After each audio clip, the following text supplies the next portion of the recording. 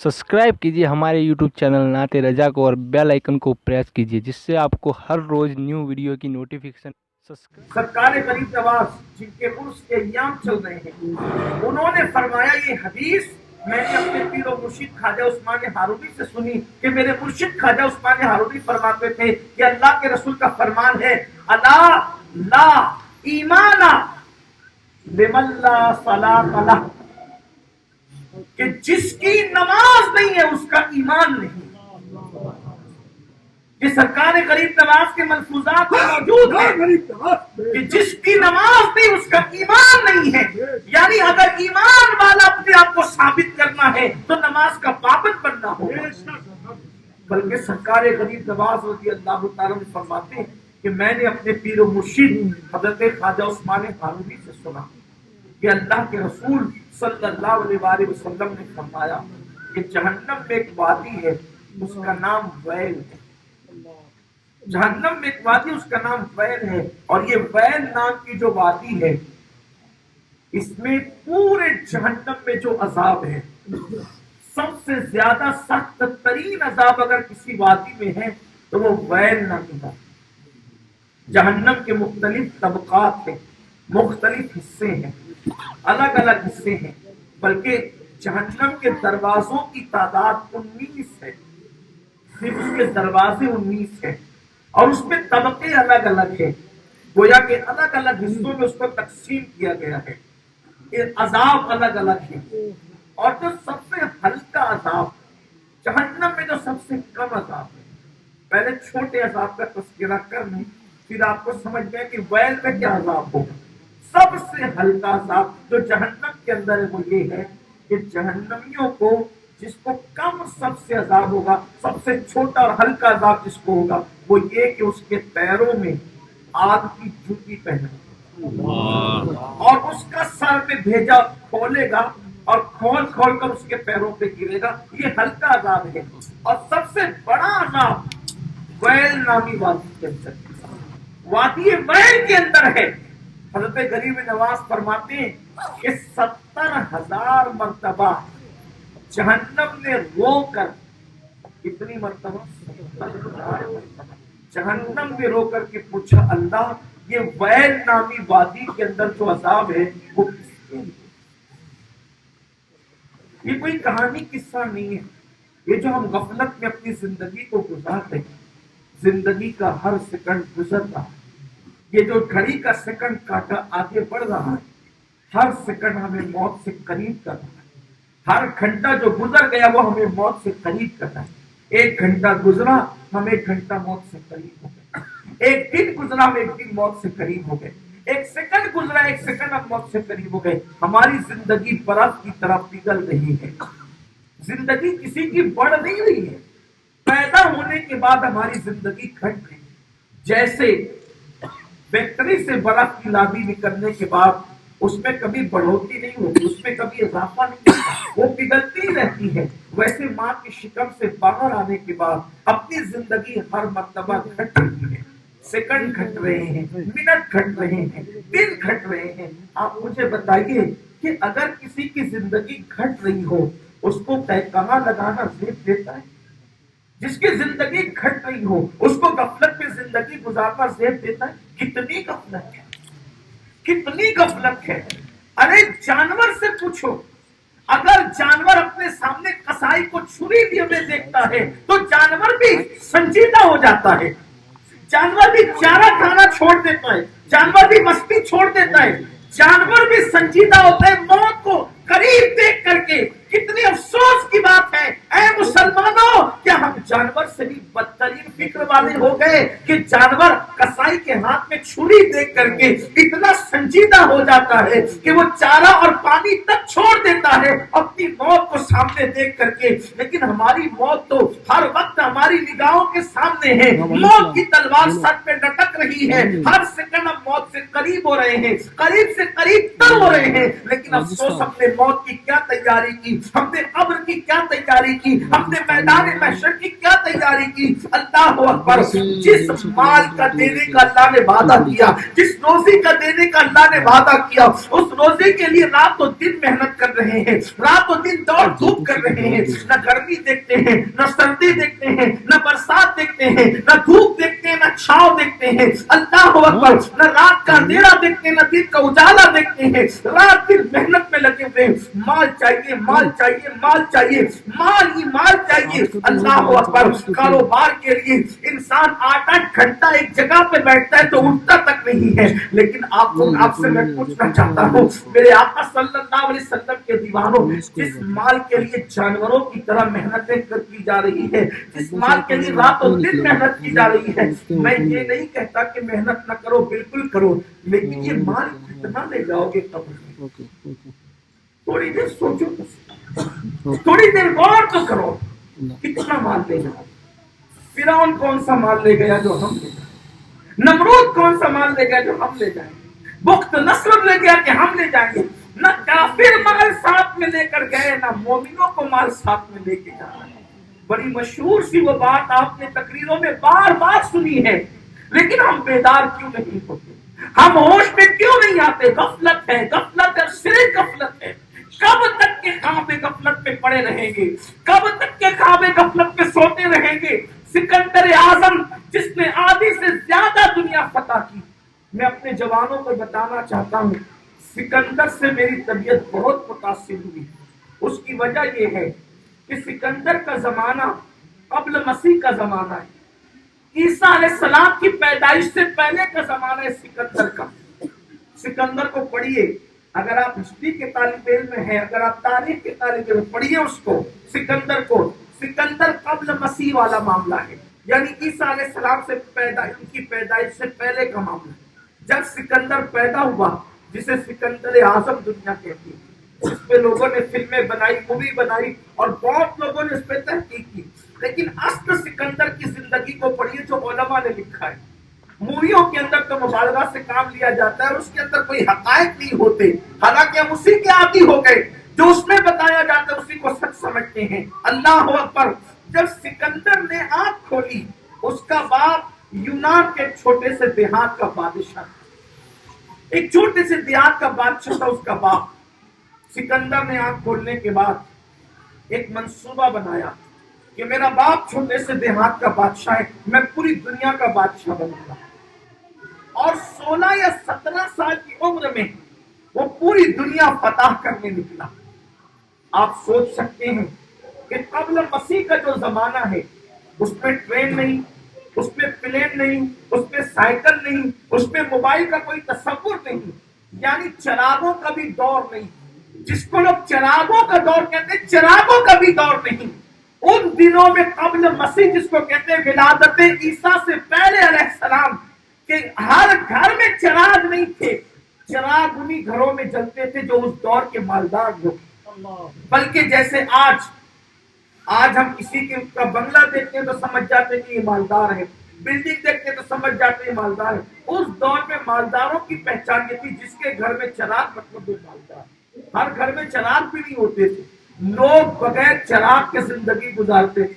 لوگوں کا حال یہ تھا کہ لوگ روٹیوں کے تصور سے ناواقف تھے. روٹیاں جس شکل میں ہم کھاتے ہیں, اس شکل میں روٹی اس دور میں تصور نہیں تھا. کھانوں کا جو مزاج ہمارے یہاں ہے, ایسے کوئی غذاؤں کا تصور ان کے یہاں نہیں تھا. لوگ کچا گوشت کھاتے تھے, لوگ گوشت بھون کے کھاتے تھے, یہ ان کی غذائیں تھی. اس حالت میں ایسے سست رفتار دور میں وہ زندگی گزار رہے تھے. لیکن سکندر نے 16 یا 17 سال کی کڑیل جوانی میں یہ فیصلہ کیا کہ میں نے پوری دنیا کو فتح کرنا ہے. میں اس کے دماغ پہ حیران, اس کی ذہانت پہ حیران, اور کون حیران نہیں ہوگا. گھوڑے, کھچر اور گدھوں کی سواری کے دور میں اس شخص نے 16-17 سال کی عمر میں شروعات کی, اور صرف 18 یا 19 سال کی قلیل مدت میں اس نے آدھی سے زیادہ دنیا فتح کر. 16-17 سال کی عمر میں اس نے شروعات کی, اور صرف 32 سال کی عمر کے اندر اس نے آدھی سے زیادہ دنیا فتح کر. اور 16-17 سال اگر 32 سال سے نکال دے تو کتنے سال بچتے ہیں؟ آپ اندازہ کریں کتنے سال بچتے ہیں. 15-16 سال. بس اتنی قلیل مدت میں اس نے آدھی سے زیادہ دنیا فتح کی. آج امریکہ اور برطانیہ جیسے ممالک کو لوگ سپر پاور کہتے ہیں. یہ ممالک بھی 15-16 سال میں چند ممالک کو فتح کرنے کی ہمت نہیں رکھتے، جبکہ میزائل کا دور ہے، بموں کا دور ہے، پٹرول کا دور ہے، ہوائی جہاز کا دور ہے، فوجوں کی تقسیم ہے، کہیں پر ہوائی فوج ہے، کہیں پر بحری فوج ہے، کہیں پر بری فوج ہے، ایسی بڑی بڑی افواج ہونے کے باوجود بھی لوگ چند ملک فتح نہیں کر پا رہے ہیں۔ اس نے آدھی سے زیادہ دنیا فتح کی تھی، اتنا ذہین تھا، اتنا طاقتور تھا، اتنا ہوشیار تھا، اتنا دانا تھا، لیکن 8 مہینے اور 32 سال وہ کل جیا، 32 سال 8 مہینے وہ جیا، اور 32 سال 8 مہینے کی عمر میں بابل کے مقام پر اس کو ٹائیفائڈ کا مرض ہوا، بخار آیا۔ ٹائیفائڈ میں کیا ہوتا ہے؟ بخار آتا ہے، ٹائیفائڈ کا مرض ہوا، اور اس مرض میں جب وہ بخار میں تپنے لگا، چڑھ اتر والا بخار ہم جس کو کہتے ہیں، ٹائیفائڈ کا مرض اس کو ہوا، اس نے وصیت کرنا شروع کیا۔ اس نے وصیتوں میں ایک وصیت یہ کی کہ میں نے آدھی سے زیادہ دنیا فتح کی، لیکن جب میں دنیا سے چلا جاؤں اور مر جاؤں تو میرے جنازے کے باہر میرے دونوں ہاتھوں کو کر دینا، کفن کے باہر میرے ہاتھوں کو کر دینا۔ اس کے دوستوں نے کہا تھا، جو اس کے بڑے وفادار اور محبت کرنے والے تھے، سکندر یہ ٹائیفائڈ کا مرض موت کا مرض نہیں ہوتا ہے، تم مرے گا نہیں، ٹائیفائڈ میں موت نہیں ہوتی عام طور پہ، ابھی تو کڑیل جوان ہے، 32 سال 8 مہینے تیری عمر ہے، تو مرے گا نہیں۔ اس نے کہا جو آثار میں دیکھتا ہوں بیماری میں، مجھے یقین ہوتا ہے کہ میں مر جاؤں گا، زندہ نہیں رہوں گا، لیکن ایک کام کرنا، میرے کفن کے باہر میرے ہاتھوں کو کر دینا۔ تو لوگوں نے پوچھا تھا ایسا کیوں؟ تو کہا کہ میں نے اتنی محنت کر کے آدھی سے زیادہ دنیا فتح کی، لیکن جب میں جاؤں گا تو کم سے کم میں لوگوں کو یہ پیغام دیتے ہوئے جاؤں گا کہ جس نے آدھی سے زیادہ دنیا فتح کی، جب وہ جا رہا ہے تو خالی ہاتھ جا رہا ہے۔ ایک ملک کا بادشاہ تو کیا لے کر جائے؟ سکندر گیا تو خالی ہاتھ گیا، بادشاہ لوگ گئے تو خالی ہاتھ گئے، ہم کیا لے کر کے جائیں؟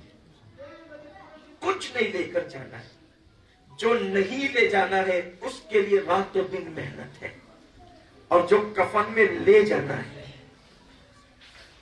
بلکہ پیپاڑ والوں کفن میں لے کے کیا جانا؟ لوگ اپنی دولت پر غرور کرتے، گھمنڈ کرتے، میں دولت مند، میرا مان۔ کورونا نے کیا نہیں سکھایا ہمیں؟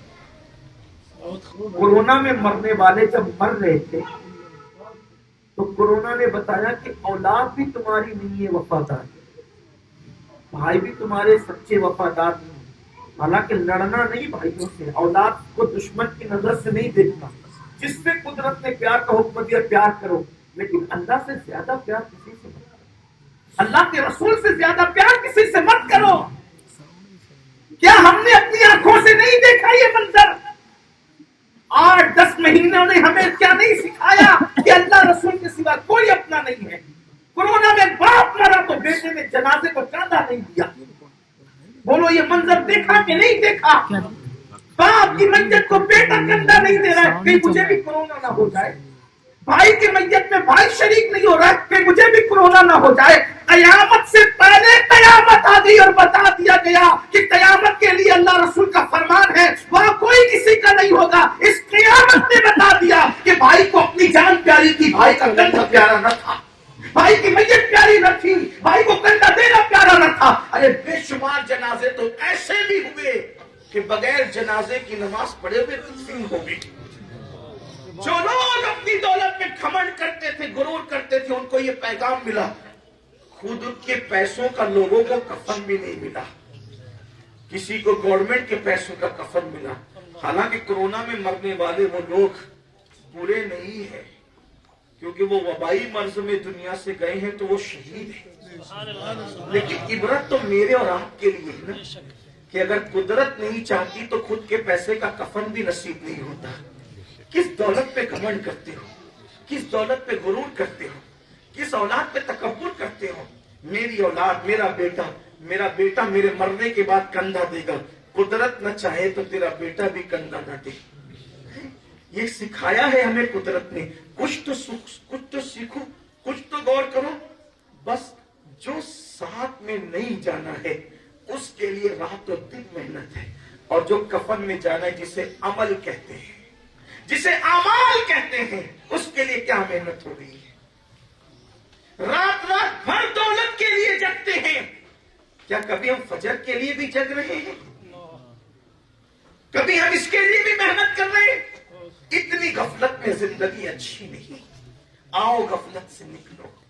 तो मैं अर्ज ये करने चला था कि जहन्नम ने 70,000 मर्तबा रोकर, ये गरीब नवाज के मलफूजात में है, जहन्नम ने 70,000 मर्तबा रोकर पूछा, अल्लाह ये वैल नामी वादी के अंदर जो अजाब है, पूरी जहन्नम में सबसे सख्त तर अजाब है, ये अजाब किसके लिए है? तो अल्लाह ने फरमाया, जो नमाजों में सुस्ती करते हैं, जो नमाजों में गफलत करते हैं, उनके लिए वैल में अजाब है। यानी नमाज तो पढ़ते हैं मगर वक्त गुजार के पढ़ते हैं। सोचो मेरे भाइयों, जरा गौर तो करो, अंदाजा तो करो, जो नमाज में सुस्ती और गफलत करे उनको इतना सख्त तर अजाब है, जो सिरे से नमाज ही नहीं पढ़ते, जो मस्जिद में जाते ही नहीं, माज़अल्लाह जिनका मस्जिद से कोई ताल्लुक ही नहीं रह गया, उनका अंजाम क्या होगा? अल्लाह के रसूल सल्लल्लाहु अलैहि वसल्लम फरमा रहे, मैं उनसे बेजार हूं। आका फरमाते, मैं उनसे बेजार हूं जो नमाज जानबूझकर छोड़ते। बल्कि मेरे आका अलैहिस्सलाम फरमाते, बेनमाजी को अगर वो गरीब है, बेनमाजी अगर गरीब है, उसको ज़कात मत दिया कर। फरमाते बेनमाजी को ज़कात मत दो। आका फरमाते, बेनमाजी को अपने पास मत बिठाओ, इसलिए कि बेनमाजी को अपने पास न बिठाना, क्योंकि बेनमाजी पर मुसलसल आसमान से लानत बरसती रहती है। अल्लाह के रसूल सल्लल्लाहु अलैहि वसल्लम ने हजरत अबू हुरैरा रज़ी अल्लाह ताला से फरमाया, ए अबू हुरैरा, जो जमात छोड़ने का आदी हो जाए और जो जुमा की नमाज न पढ़े, उसकी सोहबत में कभी मत बैठना, क्योंकि उसने तो इस्लाम का पट्टा अपने गले से उतार करके अपनी पीठ के पीछे फेंक दिया है।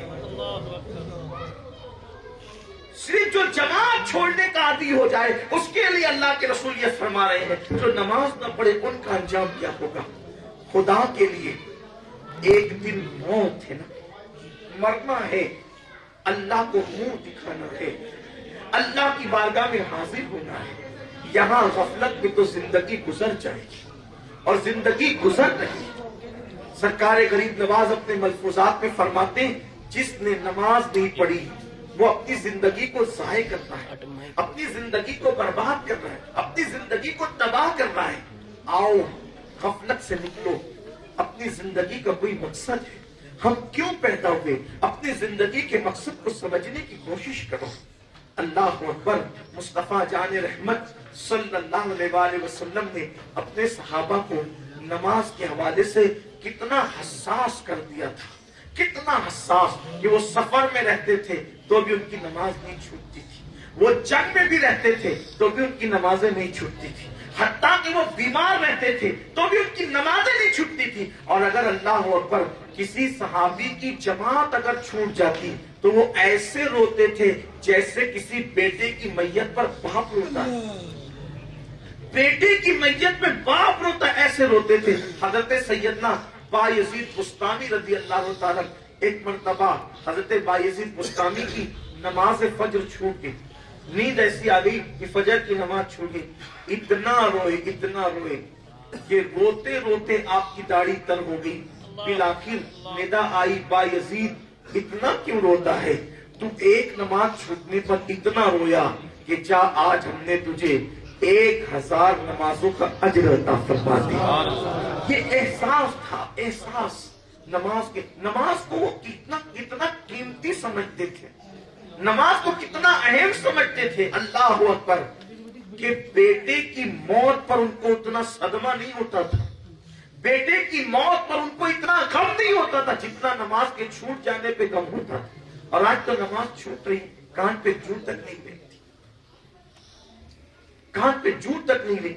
हुजूर गरीब नवाज रज़ी अल्लाह ताला अपने मलफूजात में फरमाते हैं कि अगर कभी कुत्ता निजासत से गंदगी से भरा हुआ आ रहा और बेनमाजी दूसरी तरफ से आ रहा और तुम रास्ते से जा रहे हो, या तो तुम्हें कुत्ते की तरफ हटना पड़े जो गंदगी में भरा है, या तो तुम्हें बेनमाजी की तरफ हटना पड़े। हटना किधर चाहिए? दाएं बाएं में किधर हटना चाहिए? और फरमाते हैं, हालांकि इन मलफूजात को लोगों ने हुजूर गौसे पाक की तरफ भी मंसूब किया है। सरकार गरीब नवाज रज़ी अल्लाह तआला फरमाते हैं, एक तरफ बेनमाजी आए और एक तरफ गंदगी और गलाजत में भरा हुआ कुत्ता, दाएं बाएं हटना हो तो हटे किधर? फरमाते हैं, कुत्ते की तरफ हट जाओ। अगर हटना पड़े तो कुत्ते की तरफ हट जाओ, बेनमाजी की तरफ नहीं हटना। क्यों? इसलिए कि कुत्ते की नजासत लगेगी तो वो चुल्लू पर पानी से धुली जा सकती है। कुत्ते की नजासत पानी से धुली जा सकती है, लेकिन बेनमाजी की नहूसत लगेगी तो उसे दुनिया का कोई पानी नहीं धुल सकता। हजरत काबे अहबार रज़ी अल्लाह ताला फरमाते हैं कि हमने आसमानी जो साबिका आसमानी कुतुब है उसके अंदर पढ़ा कि अल्लाह तबारक व ताला फरमाता है कि बेनमाजी पे मैं लानत करता हूं। और लानत का मतलब क्या है? लानत का मतलब ये है कि जिस पर अल्लाह लानत करे वो हमेशा के लिए अल्लाह की रहमत से दूर हो जाए। लानत का मतलब ये है। इसीलिए इस्लाम ने किसी पे लानत करने से मना किया। हत्ता कि फरमाया कि खटमल पे भी लानत मत करो, मक्खी पे भी लानत मत करो, मच्छर पे भी लानत मत करो, नाम लेकर किसी पे लानत मत करो। यहां तक फरमाया गया, अल्लाह अकबर, जब तक के कुफ्र पर किसी के खात्मे की कतई और यकीनी तहकीक ना हो उस वक्त तक के किसी पे लानत मत करो। लानत का मामला इतना मोहतात है, इसलिए कि लानत का मतलब ये है कि वो अल्लाह की रहमत से दूर हो जाए। मुझे बताओ, इंसान पे लानत करे तो वो रहमत से दूर हो जाता है, अल्लाह किसी पे लानत करे और अल्लाह किस पे लानत करता है? मेरे आका फरमाते हैं कि अल्लाह बेनमाजी पे लानत करता है। काबे अहबार ने कहा, साबिका आसमानी कुतुब में है कि अल्लाह बेनमाजी पे लानत करता है और अल्लाह बेनमाजी के पड़ोसी पर भी लानत करता है। अगर उसका पड़ोसी उसके नमाज छोड़ने के अमल से राजी है तो अल्लाह उसके पड़ोसी पे भी लानत करता है। और अल्लाह का ऐलान है कि मैं बेनमाजी की नस्लों पर कयामत तक लानत करता अगर मुझे अपनी रहमत का ख्याल न होता। यहां तक कि काबे अहबार कहते हैं कि साबिका आसमानी कुतुब के अंदर ये बात मौजूद है कि जब बेनमाजी अपने घर से निकलता है तो छोटे मोटे कीड़े और मकोड़े अल्लाह की बारगाह में अर्ज करते हैं, ए अल्लाह तू हमें इतनी ताकत अता कर कि हम इसको हलाक कर दे और इसको तबाह कर दे। आप मुझे बताएं, छोटे मोटे कीड़े मकोड़े जब एक बेनमाजी को इतनी नफरत की निगाह से देखते हैं, अल्लाह अकबर, तो अल्लाह के फरिश्ते उसको कितनी नफरत की निगाह से देखते होंगे। अल्लाह के अंबिया के नजदीक वो कितना काबिल नफरत होगा। अल्लाह अकबर, आज कौम मुस्लिम ने अल्लाह के दर से, अल्लाह के घर से अपने रिश्ते को कमजोर करके नमाजों को छोड़कर तबाही और बर्बादी को मोल लिया है।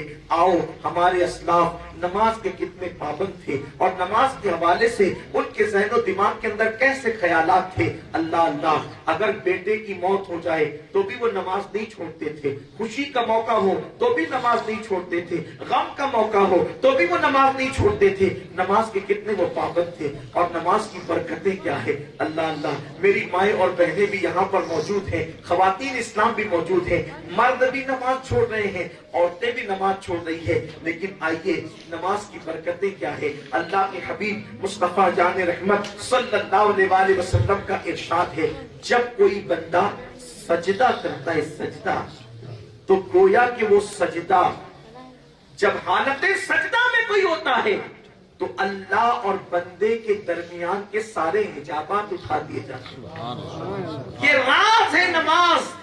सरकार गरीब नवाज फरमाते, नमाज अल्लाह और बंदे के दरमियान राज है। तवज्जो करना, सरकार गरीब नवाज कहते हैं नमाज अल्लाह और बंदे के दरमियान राज है। अब राज की बात जब किसी से कही जाती है तो किससे कही जाती है?